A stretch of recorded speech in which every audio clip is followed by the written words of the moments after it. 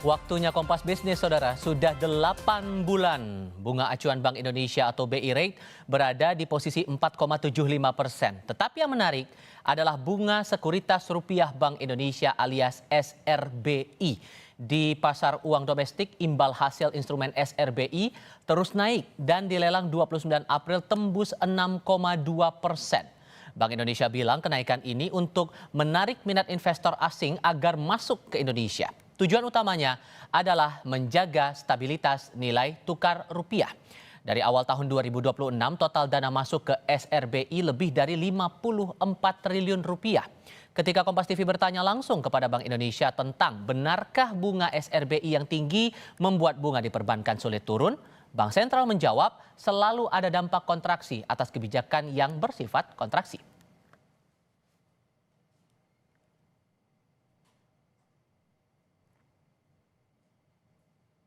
Ekonom bilang bunga SRBI yang lebih tinggi dibandingkan dengan bunga acuan sudah menjadi tugas utama Bank Indonesia, khususnya menjaga nilai tukar rupiah agar stabil.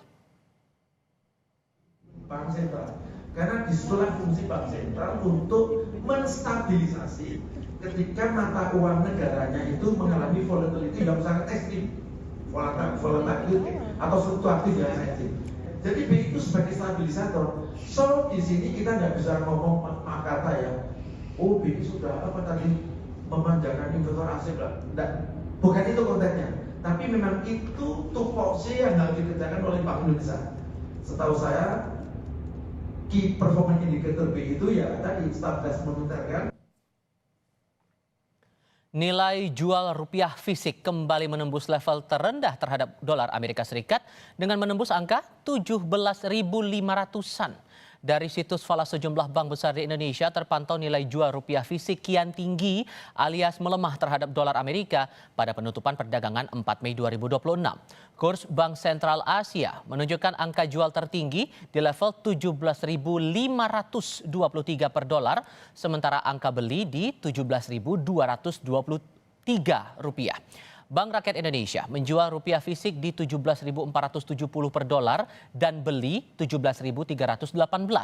Bank Mandiri dan Bank Negara Indonesia menawarkan nilai jual rupiah fisik yang sama, yakni 17.420 per dolar, sementara nilai beli masing-masing di 17.120 dan 17.320. Sementara dari JISDOR Bank Indonesia menghadapi dolar Amerika, rupiah pada hari Senin pekan ini mengalami penguatan tipis di level 17.368 dari penutupan perdagangan Kamis pekan lalu pada level 17.378. Namun, tren nilai tukar rupiah tetap melemah karena terpantau di awal pekan lalu, Senin 27 April, rupiah masih di level 17.227 per dolar. Kembali tertekan pada 28 April ke angka 17.245 dan ditutup loyo pada 29 April di level 17.324.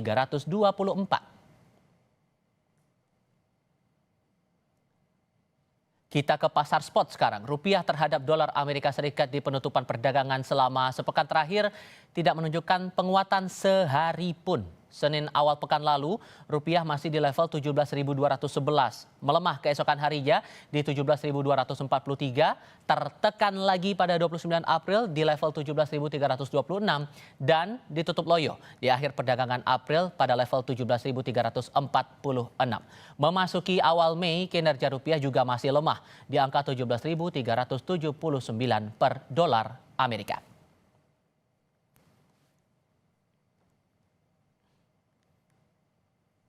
Nilai jual rupiah fisik di perbankan babak belur dengan menembus angka 17.500 per dolar Amerika. Apa faktor domestik dan global yang jadi penyebab dan apa risiko real yang harus dihadapi masyarakat saat rupiah terus-menerus menembus level terlemah sepanjang sejarah? Saya akan diskusikan ini bersama ekonom Universitas Paramadina Wijayanto Samirin. Pak Wija, selamat pagi dengan Tifal di sini, Pak. Pagi Mas Tifal. Terima kasih sudah bergabung bersama kami. Cadangan devisa kita udah kepake, SRBI levelnya juga udah naik. Tapi kok kalau dilihat-lihat rupiah kita masih tetap lemah. Ada apa nih, Pak? Ya, memang kalau kita lihat rupiah melemah itu sudah tren yang terjadi sejak beberapa tahun yang lalu ya. Ini menggambarkan daya saing, produktivitas ekonomi kita yang terus melemah. Jadi BI melakukan berbagai upaya intervensi ketika real sektor fundamental ekonomi tidak diperbaiki, ya itu tidak akan bisa membantu. BI itu hanya bisa smoothing, memperhalus volatility, tapi tidak bisa secara decisive menentukan nilai tukar rupiah. Kalau kita melihat apa yang dilakukan oleh BI sudah optimal. Nah, sekarang PR terbesarnya ada di pemerintah. Bagaimana kebijakan fiskal, bagaimana kebijakan sektoral itu bisa meyakinkan para investor, bisa membawa ekonomi kita menjadi lebih produktif, lebih efisien, lebih berdaya saing. Itu tantangan saat ini, Mas. Kalau BI melakukan intervensi kemudian menggunakan cadangan devisa yang semakin lama semakin tergerus, dalam 4 bulan ini sudah turun 10 miliar US dollar, maka ini justru akan membuat investor khawatir. Jadi saya melihat ruang manuver BI ini sangat terbatas. Jadi sudah saatnya kebijakan fiskal pemerintah itu diperbaiki secara sangat serius. Oke. Kemudian yang juga mau saya konfirmasi, ini kan pernyataan dari Bank Indonesia juga yang menyebut nilai tukar rupiah kita di bawah nilai fundamental alias undervalued. Coba bantu kami untuk paham konteks undervalue ini dan kalau dikaitkan dengan kondisi sekarang, Pak, tepatkah undervalue?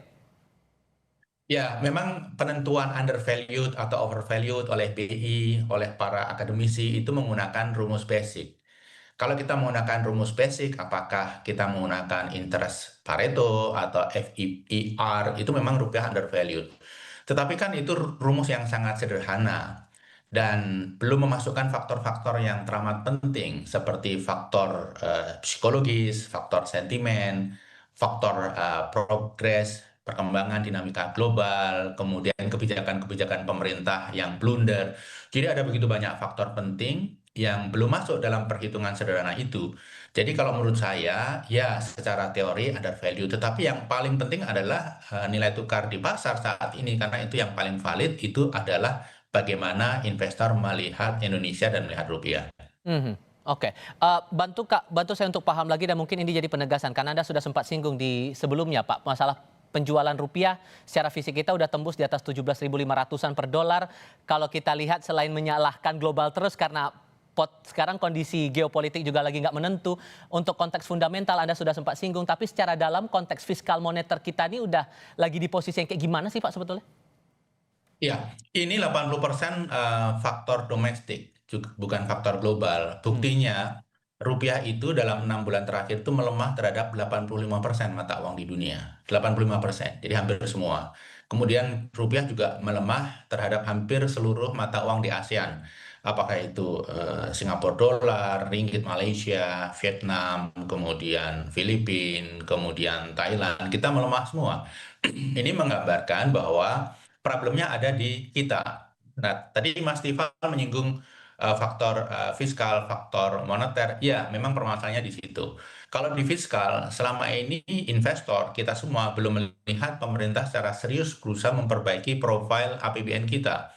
Jadi kita semua, termasuk para investor, itu khawatir defisitnya akan tembus 3%, bahkan 3,5%, mungkin tembus. Dan yang menjadi permasalahan adalah untuk menutup itu kan nanti perlu menerbitkan surat utang. Kita semua melihat demand, appetite investor untuk membeli surat utang itu makin turun. Dulu bid cover rasionya 4,4%, artinya setiap penerbitan satu peminatnya 4,4, kemudian turun menjadi 1,4, sekarang terakhir tinggal 1,1. Artinya ini situasi yang perlu didalami. Jadi itu fiskal. Kalau moneter, Mas Tifal, memang secara struktural neraca pembayaran kita itu rada bermasalah. Jadi tahun lalu mengalami defisit, ada outflow artinya tahun ini kemungkinan juga akan mengalami defisit karena beberapa faktor, Mas Tifal. Yang pertama, banyak uang keluar untuk membayar dividen dan bunga. Kemudian yang kedua juga investasi portfolio itu mengalami outflow. Jadi yang keluar dari pasar modal, pasar obligasi, bahkan SBN itu cukup deras. Ini semua terjadi sejak kira-kira kuartal ke-3 tahun lalu dan berlanjut hingga sekarang. Bahkan kalau kita lihat pasar modal kita, tahun ini saja outflow-nya kan net sell asing 49 triliun. Itu angka yang luar biasa besar. Belum lagi FDI itu juga mengalami penurunan, Mas. tahun lalu, dan tahun ini kalau kita lihat tanda-tandanya akan mengalami penurunan. Dan kita menggunakan data FDI BI ya, bukan data FDI-nya BKPN. Ya. Karena BI itu memantau FDI dari melihat memantau uang yang keluar masuk. Menurut saya angkanya lebih akurat. Oke. Kalau dikaitkan dengan kondisi ke masyarakat di akar rumput, Pak, seandainya rupiah ini terus melemah, sekalipun kita mendengar bahwa kondisi rupiah under value itu kata BI, kemudian dari otoritas terkait juga bilang ini kondisi masih terkendali. Kalau tren ini, pelemahan ini masih akan terus terjadi, hal apa yang paling dirasakan di level akar rumput, di level masyarakat? Efeknya kemana nanti, Pak? Oh, efeknya kemana-mana, hampir ke semua aspek kehidupan. Kita lihat saja misalnya BBM. Kan 62,5% BBM kita impor, gitu ya. Dan itu dalam US dollar harganya, termasuk yang diproduksi di domestik. Kemudian 70% LPG kita impor. Kemudian bahan baku petrokimia yang di pabrik-pabrik di Indonesia itu 50% impor. Kemudian banyak juga kebutuhan barang kita yang impor, bahkan makanan itu impor, gandum dan lain sebagainya, buah-buahan. Jadi ini akan berdampak ke hampir semua sektor kehidupan. Kita mengenalnya dengan istilah imported inflation.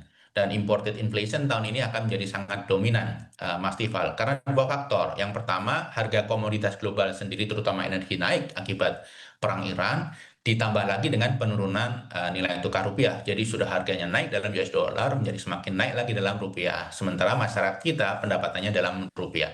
Jadi akan end to end, Mas. Termasuk kalau Mas Tifal suka bepergian ke luar negeri, traveling, itu akan kelihatan sekali kenaikan biayanya. Haji, umroh, menyekolahkan anak, jadi end to end impact-nya. Oke.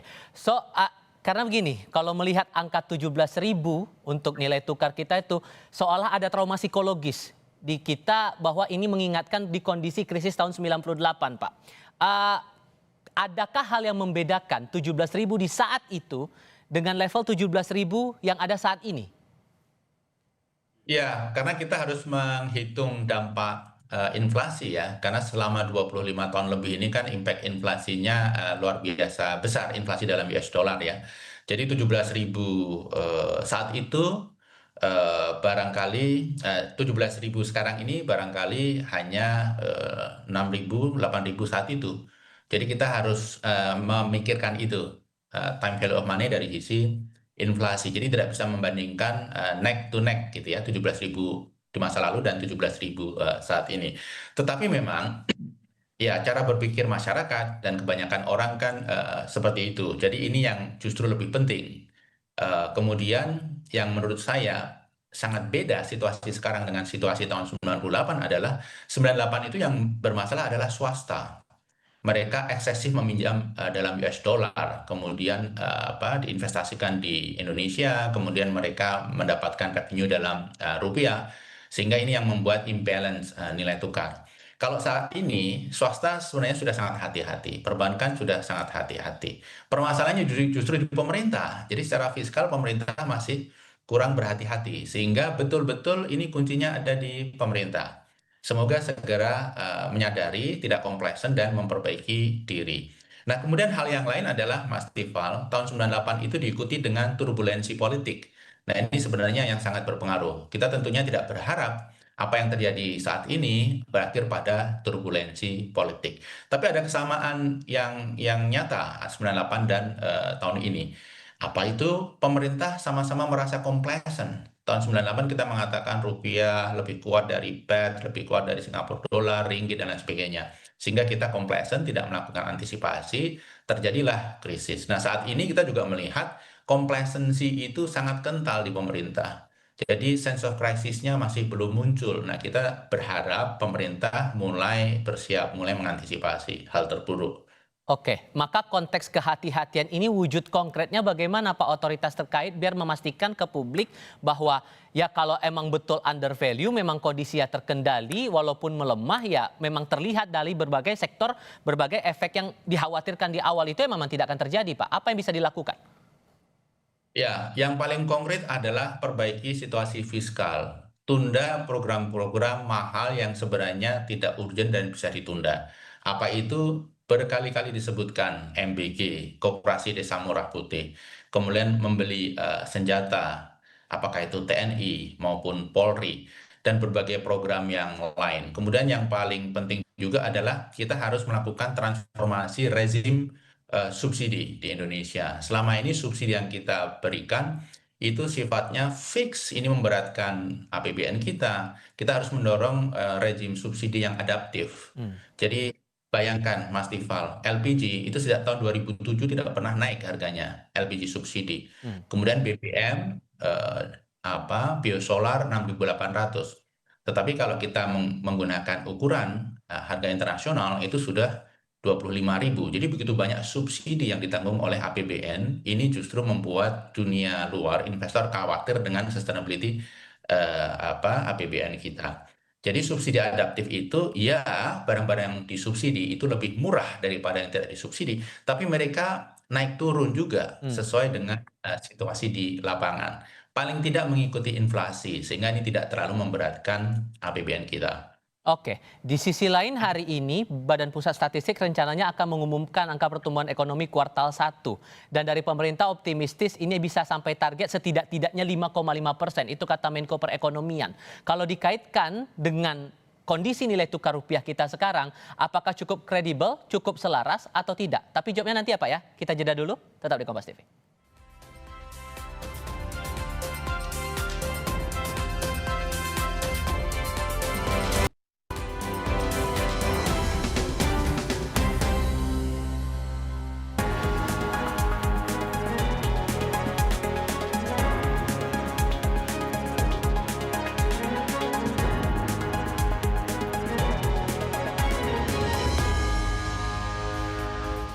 Melanjutkan diskusi Pak Wija, hari ini kan rencananya BPS, Badan Pusat Statistik akan mengumumkan angka pertumbuhan ekonomi kuartal 1 tahun 2026. Pemerintah udah optimis angkanya di atas 5%, bahkan Menko Perekonomian bilang angkanya lebih besar atau sama dengan 5%. Anda pribadi merasa kita ngejar nggak tuh ke angka sana? Ya, saya melihat memang target di atas 5% itu akan terwujud, bahkan bisa 5,3, 5,4%. Tetapi faktor yang menyebabkan adalah faktor seasonal saja, karena Nataru, kemudian Imlek, kemudian Lebaran itu terjadi pada kuartal yang sama. Di tahun lalu kan Lebaran terjadi di kuartal kedua, jadi simple masalah itu saja. Kemudian yang kedua barangkali memang upaya pemerintah untuk melakukan spending di awal itu juga sedikit membantu. Tapi kalau kita kaitkan dengan nilai tukar rupiah, ya ini tidak terlalu berdampak karena sifatnya seasonal dan hanya kuartal saja.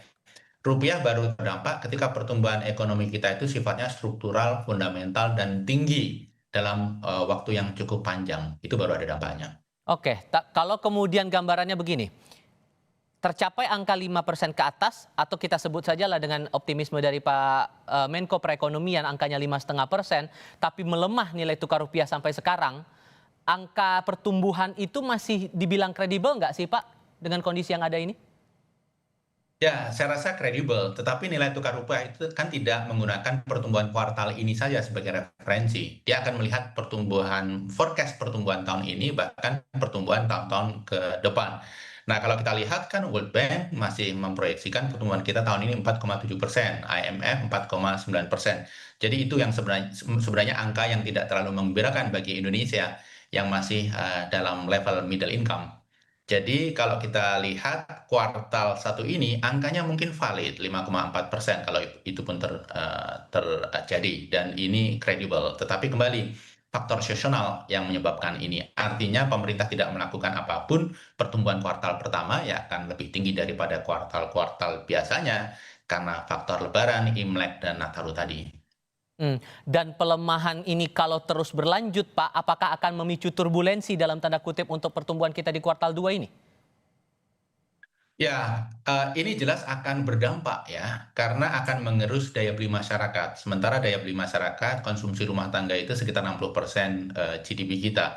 Daya beli masyarakat tergerus karena imported inflation tadi, harga energi naik, kemudian biaya travel naik, barang konsumsi bahkan makanan naik, semuanya naik sehingga mereka mengerem konsumsi dan volume transaksi pasti akan turun karena itu.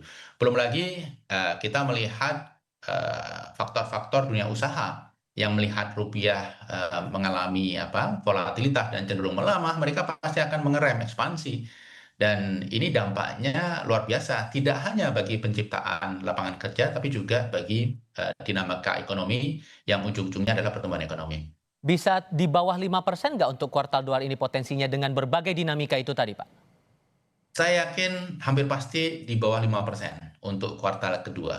Kisarannya Bahkan berapa kira-kira kalau Anda menghitung-hitung dan kayaknya bakal relevan di angka rentang berapa gitu? 4,5-4,7%. Itu hitung-hitungan kasar saya. Apalagi ditambah dengan pertumbuhan kuartal kedua tahun 2025 yang mengejutkan semua orang. Diumumkan 5,12%, padahal banyak pihak yang memperkirakan itu hanya 4,8-4,85%. Jadi karena ada unsur pertumbuhan tahun lalu diinflate, dan kalau kita membandingkan year on year pertumbuhan ekonomi kuartal kedua tahun ini kan dibandingkan kuartal kedua tahun yang lalu, basisnya tinggi sehingga ini akan mendorong pertumbuhan ekonomi kuartal 2 ini lebih rendah. Oke. Maka apa solusi konkretnya kalau begitu, Pak? Seandainya kuartal 2 sampai pada analisis atau perkiraan Anda itu tadi, masihkah perlu ada intervensi dalam bentuk instrumen baru mungkin atau memperbesar bantuan sosial bagi masyarakat yang berpotensi turun kelas, terutama mereka yang ada di level menengah itu? Ya, ada beberapa hal yang perlu dilakukan oleh pemerintah, tetapi prinsipnya pemerintah dalam situasi berat seperti ini tidak perlu memaksakan pertumbuhan ekonomi yang tinggi, yang akhirnya mengorbankan sustainability fiskal, tetapi fokus kepada kualitas pertumbuhan ekonomi yang baik. Jadi tumbuh 4,7%, 4,8% itu sudah bagus dalam situasi saat ini, asal kualitasnya baik. Jadi apa yang bisa dilakukan oleh pemerintah? Ya, itu tadi perbaiki spending APBN, kemudian yang tidak kalah penting adalah melakukan transformasi rezim subsidi. Karena subsidi ini sekarang membebani APBN luar biasa, kemudian banyak sekali yang salah sasaran.